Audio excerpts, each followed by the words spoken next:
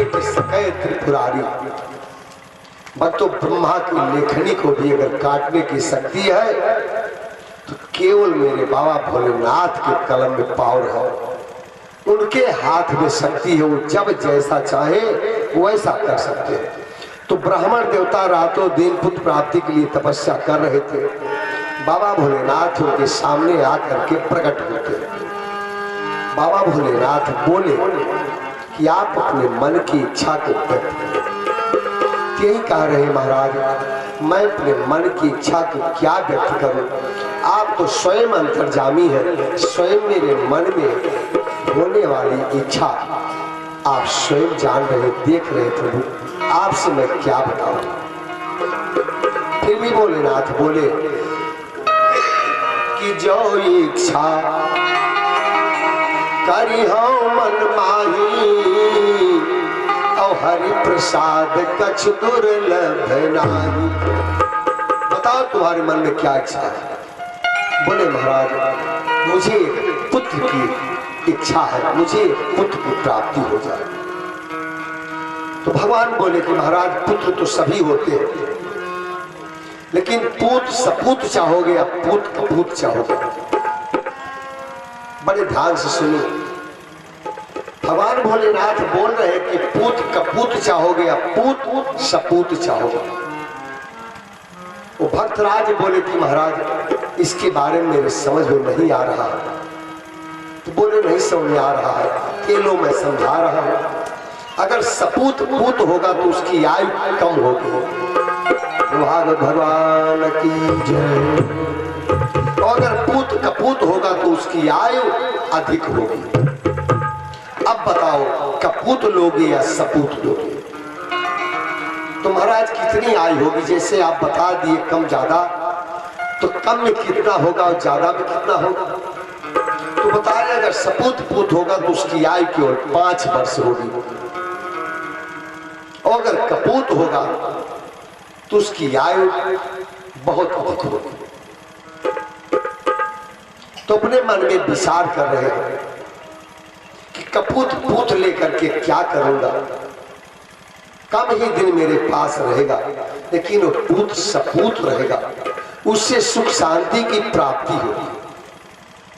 भोलेनाथ फिर बोले कि सोच लो भैया, फिर बाद में मुझसे आप मत कहना। हाँ महाराज, सोच लिया। कपूत पूत लेकर के अगर कपूत पूत 100 वर्ष भी जिंदा रहे तो उस पूत से क्या मतलब है कि परिवार दुखित हो, समाज दुखित हो, गांव दुखित हो, नगर क्षेत्र दुखित हो। हाँ, 5 साल 10 साल जो भी आयु को लेकर के कोई भी आवे, जब आवे तो उससे पूरे संसार में खुशी हो, जो कोई भी देखे उसके आत्मा में शांति प्राप्त हो। महाराज ठीक है, 5 वर्ष के ही आयु वाले पुत्र को मुझे दे दीजिए। बाबा भोलेनाथ तथास्तु कह करके अंतर ध्यान हो गए। समय के अनुरूप एक सुंदर पुत्र की प्राप्ति हुई, और वो पूत भक्तों 1 साल का हुआ, लेकिन उसका रूप स्वरूप चाल ढाल, उसकी बुद्धि विवेक है तो 1 साल का, लेकिन लग रहा है भक्तों कि 5 साल का बच्चा। ये भगवान की कृपा। और जब 2 साल का हुआ तो 4 साल का लग रहा, 3 का हुआ 6 लगा, 4 का हुआ 8 लगा, और जब 5वें साल में गया तो 10 साल का बच्चा लग रहा। तो जिसको नहीं रहना होता उसका रूप स्वरूप, उसकी बातचीत, उसका आचरण विचार कुछ अलग ही होता है, जिनको नहीं रहना।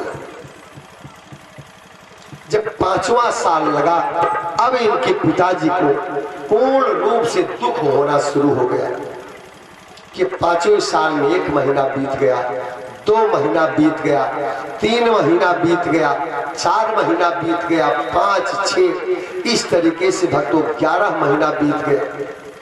12वां महीना लगा। 12वें महीने में भक्तों जब लगा ते हमेशा तड़पा करते थे, हमेशा भगवान के चरण अपने ध्यान को लगा करके रखते थे कि दयालु नाम है तेरा।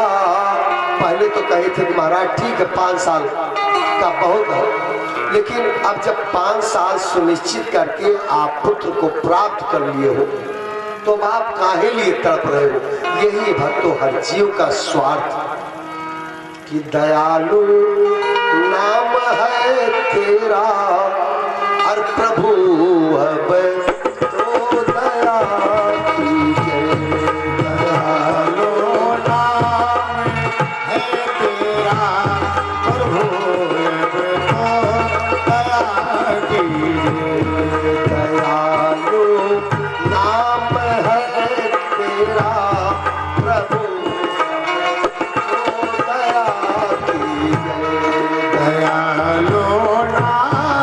है तेरा प्रभु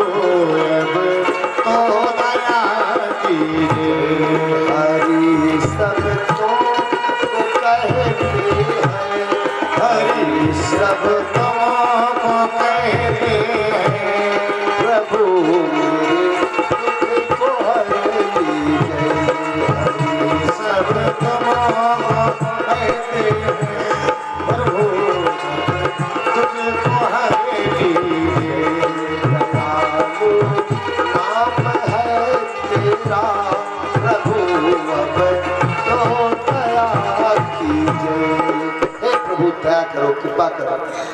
इसके बाद में भक्तों एक संत भगवान का पदार्पण होता। संत भगवान उस भक्त से बोले कि अगर आप गंगा मैया के गोदी में जा करके अपनी 8 भरी पुकार उस मैया से सुनाओ और गंगा मैया के किनारे चाहे कोई जलचर दिखाई पड़े, चाहे कोई थलचर जीव दिखाई पड़े, चाहे कोई नभचर जीव दिखाई पड़े, चाहे कोई शुकर दिखाई पड़े, चाहे कोई गौ दिखाई पड़े, चाहे कोई पवित्र आत्मा हो या चाहे कोई अपवित्र आत्मा हो, इन आंखों से आपके बच्चे के सामने से जो कोई भी गुजर जाए हर किसी से बच्चा प्रणाम करे, आशीर्वाद करे, आशीर्वाद ले तो हो सकता है भावी मेट सकै त्रिपुरारी। बाबा भोलेनाथ की कृपा हो सकता है। और काशी नगरी बाबा भोलेनाथ की नगरी मानी जाती है। इसी काशी नगरी में गंगा के तट पर बच्चा जा करके भक्तों जो कोई भी आ रहा है धरती पर अपने मस्तक को रगड़ रगड़ करके प्रणाम कर रहा है। तो जो देख रहा है उसको वो तो आशीर्वाद दे रहा है और जो नहीं दे रहा देख रहा है उसके भी द्वारा उसके पास आशीर्वाद आ रहा है। भक्तों हमारा कर्म है प्रणाम करना। कोई हमें आशीर्वाद दे या हमें कोई आशीर्वाद न दे इस बात को अपने ध्यान में नहीं रखना चाहिए। अगर हम अपने हृदय से आपको प्रणाम किए हैं, आपका दिल दिमाग आपका नयन नजर अगर किसी और तरफ है तो भी आपकी तरफ से मिलने वाला आशीर्वाद रूपी फल मुझे प्राप्त हो जाए। अब बताइए प्रणाम करने वाला बड़ा होता है या प्रणाम कराने वाला बड़ा होता है? तो सदा बड़ा होता है भक्तों प्रणाम करने वाला, और जो प्रणाम करवा रहा है प्रति उसके द्वारा किया गया तप तपस्या का फल रूपी आशीर्वाद जो आपके चरण में अपने मस्तक को झुका करके प्रणाम कर रहा है, धीरे धीरे आपका संचय पवित्रता का धन उसके पास जा रहा है। आप छोटे होते जा रहे हो और वो बड़ा होता जा रहा है। एक भाव एक संत होगा। दूसरा भाव है हम जितना जिसके कल्याण के लिए आशीर्वाद देंगे, जितना जिसके कल्याण के लिए पूजा करेंगे पाठ करेंगे, तो उस कल्याण कराने वाले यजमान के साथ साथ अगर पवित्र आत्मा से शुद्ध आत्मा से सच्चे हृदय से सच्चे मन से कोई भी चाहे पूजा कराने वाला ब्राह्मण हो, चाहे कथा वाचक हो, चाहे कोई भजरा नंदी हो, अगर किसी की निवृत्त संकल्प करके कर रहा है तो उसे भी उसी गुण की प्राप्ति होती है। इसीलिए कहा गया है कि श्रोता वक्ता ज्ञान निधि कथा राम कह गूढ़ भगवान की बात बड़ी गूढ़ होती है, ये समझ पाना बड़ा मुश्किल होता है। ब्रह्मा नहीं समझ पाए, विष्णु नहीं समझ पाए, महेश नहीं समझ पाए, तो हम आप जैसे पावन जीव के बारे में क्या कहा जा सकता है। आगे भक्तों, कुछ समय के बाद सप्त ऋषि आते हैं। सप्त ऋषि कैसे आए?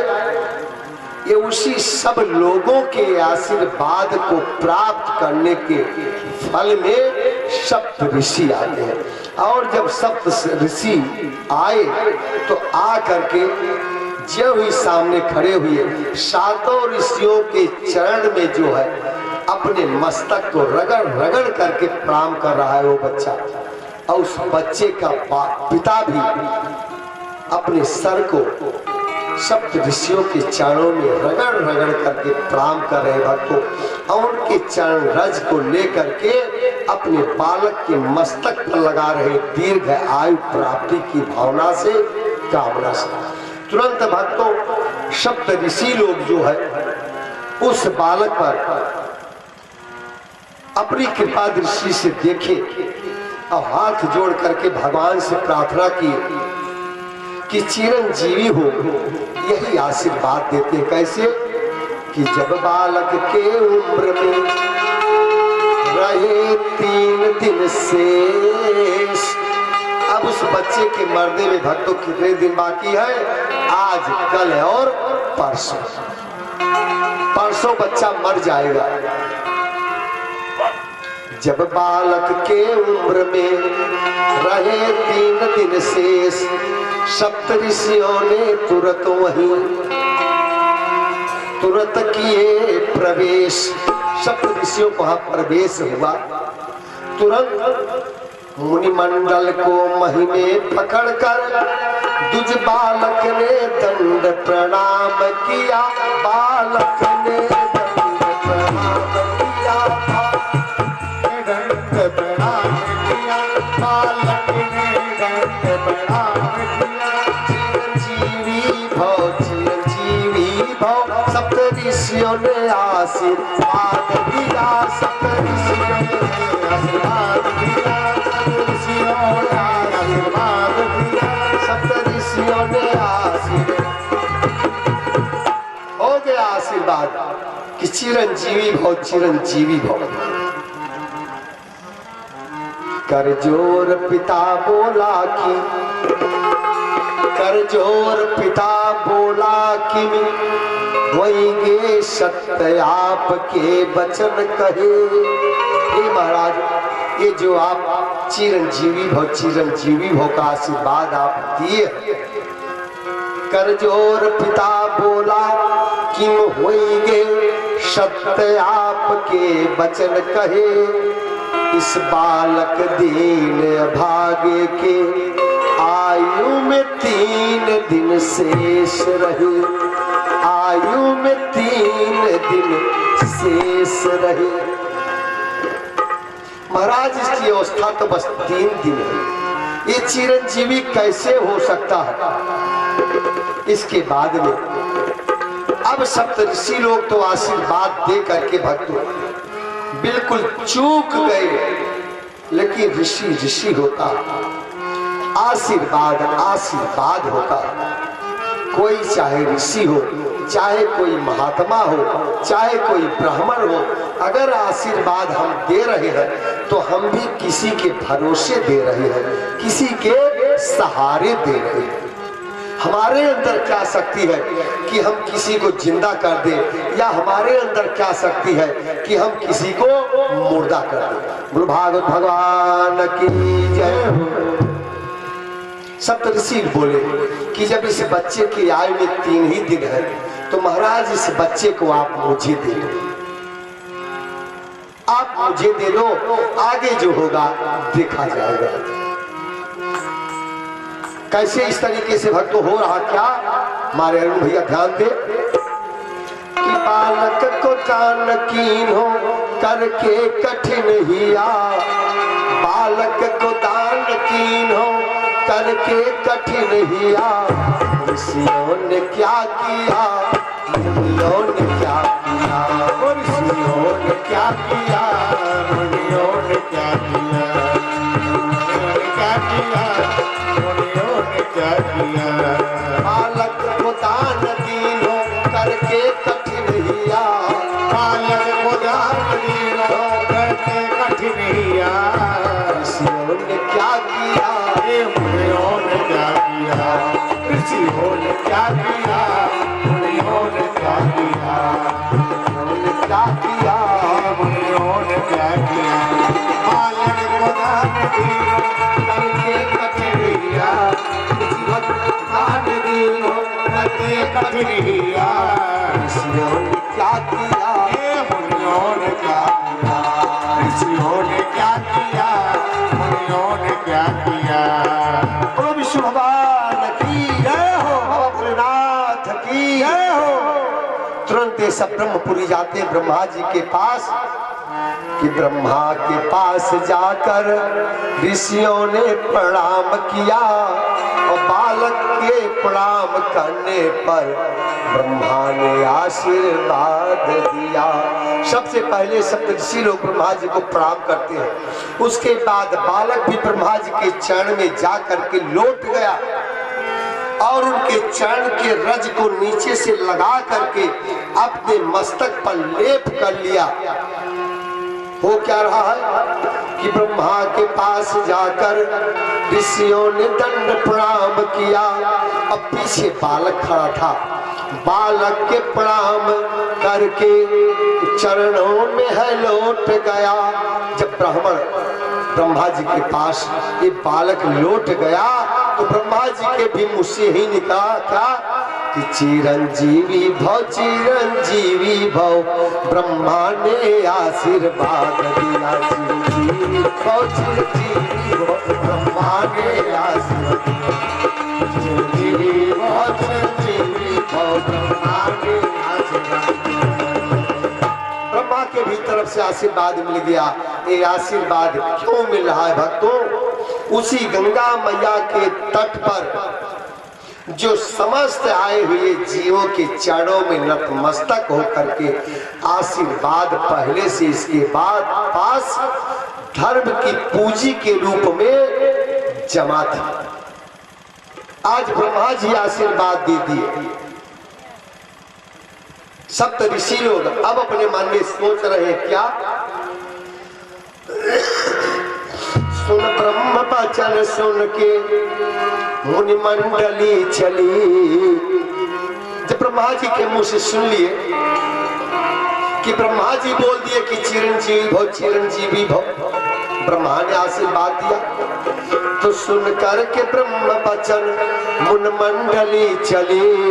अपनी बला टली, अपनी बला टली, अपनी बला टली, अपनी बला टली, बला टली, अपनी बला टली, अपनी बला टली, अपनी बला टली।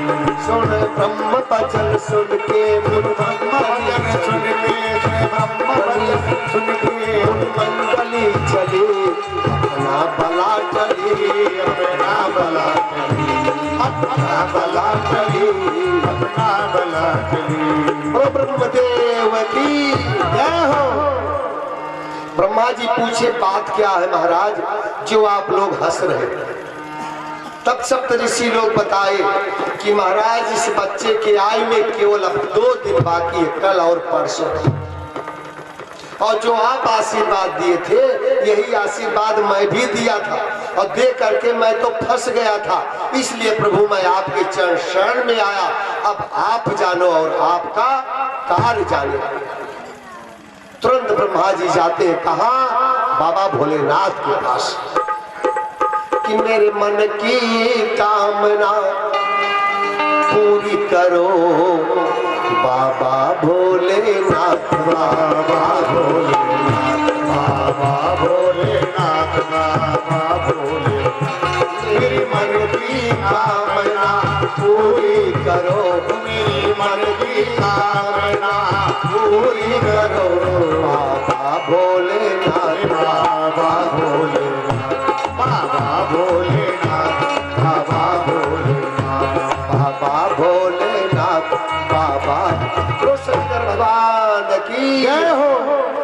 शंकर भगवान ब्रह्मा जी को देख करके खड़े होते हैं। महाराज अपने बारे में बताइए, आपने आने का कारण बताइए। ब्रह्मा जी तुरंत फटाफट बता रहे हैं कि महाराज ऐसी ऐसी समस्या आ गई है, अब मैं जाऊं तो जाऊं कहां प्रभु चरण छोड़ के। अब आपका चरण शरण छोड़ करके मैं कहां जाऊं, कौन है मेरा। अब आप चाहे तो महाराज इस जवान वचन सत्य हो और आप न चाहे तो ना। बाबा भोलेनाथ तुरंत क्या करते हैं कि भावी मेट सकै त्रिपुरारी, भावी मेट सकै त्रिपुरारी, भावी मेट सकै त्रिपुरारी। भगवान शंकर उस बच्चे से बोले घबराओ मत, अगर आ गए हो तो आपका कल्याण करने वाला कोई न कोई आएगा ही। भगवान शंकर कह गए हैं कि आप एक शिवलिंग की मूर्ति तुरंत बनाओ और उस शिवलिंग की मूर्ति पर जो है बेल का पत्ता लेकर के चढ़ाओ। तो बेल के पत्ता चढ़ाने का विधान है भक्तों कि उसके वज्र दंडी को तोड़ा जाए। सोमवार को बेल का पत्ता नहीं तोड़ना चाहिए, जिस दिन भगवान शंकर का पूजा होता है सोम के दिन। रविवार को ही तोड़ करके उसको किसी पवित्र स्थान पर रख ले।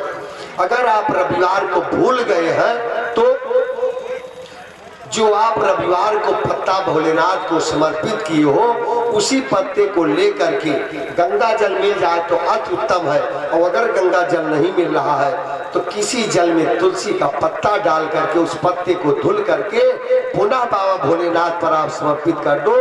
वो भी आज के तोड़े पत्ते के समान फल को देने वाला होगा। जो बाबा भोलेनाथ को एक बेल का पत्ता समर्पित करता है, लिखा गया भक्तों कि तिरगुणम तिरगुणाकारम त्रिनेतम त्रियायुधम तिर्जन्म पाप संहारम बिलपत्रम शिवर्पणम। एक बेल का पत्ता जो 3 पत्तियों से युक्त होता है, अगर कोई भोलेनाथ के शिवलिंग पर भोलेनाथ के नाम पर समर्पित कर रहा है, चढ़ा रहा है नाथ को, तो 3 जन्मों का किया हुआ पाप उसका खत्म हो जाता है।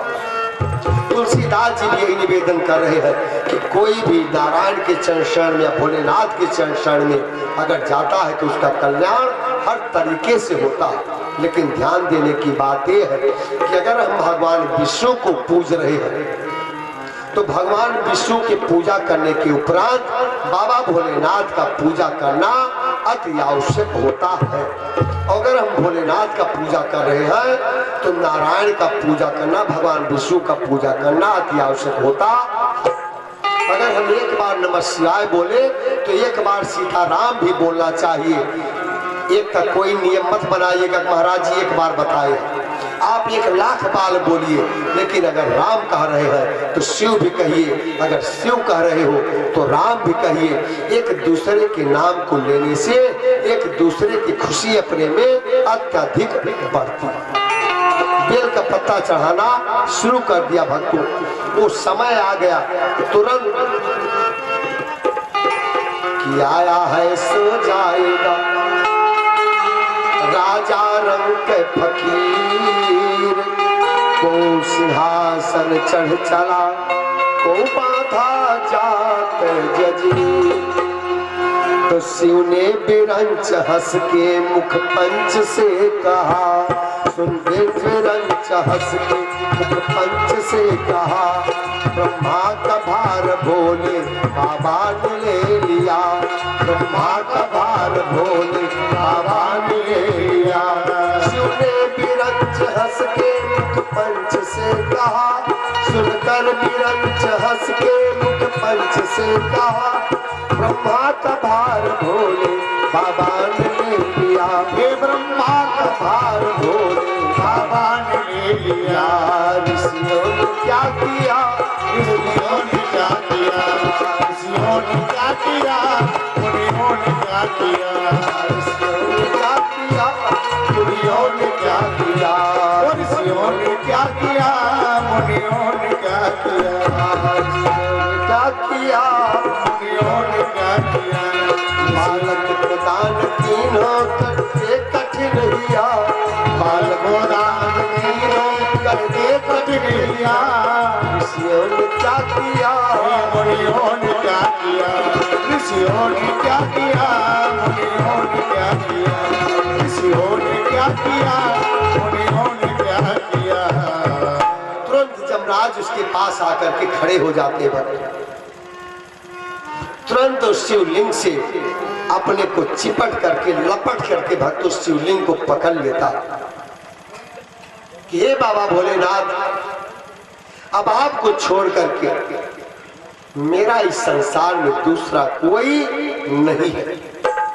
तो सन्मुख होई जीव मोहि जब ही, सन्मुख होई जीव मोहि जब ही, सन्मुख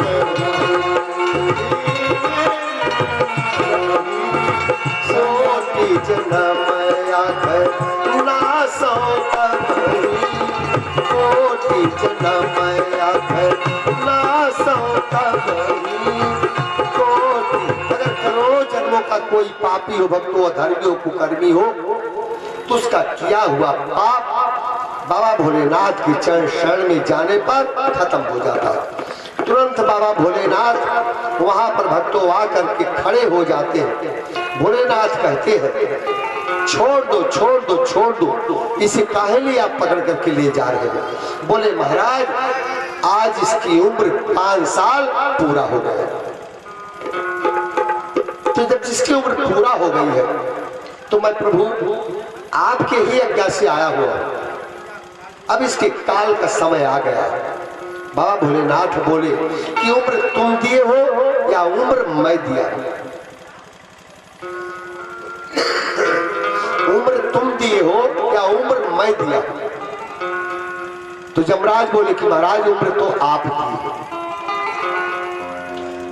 कितने साल दिया हूं? 5 साल।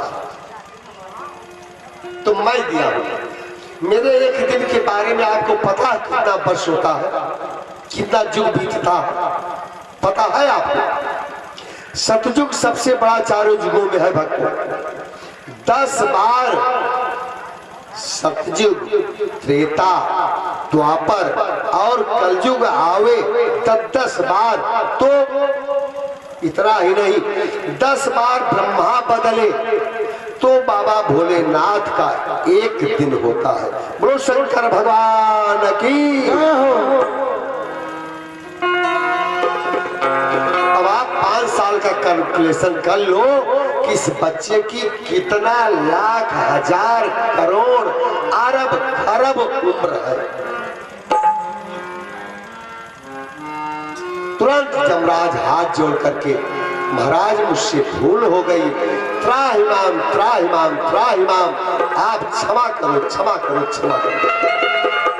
भोलेनाथ भक्त क्षमा करते हैं और उस पुत्र की उम्र बढ़ा करके, जितना हर किसी की उम्र होता है, हर किसी का नहीं भक्त, यही कली के मार्कंड मुनि के नाम से जाने जाते हैं, जिनकी चर्चा हर वेदों में हर पुराणों में हो रही है। बोलो मार्कंडेय मुनि की, बोलो भागवत भगवान की।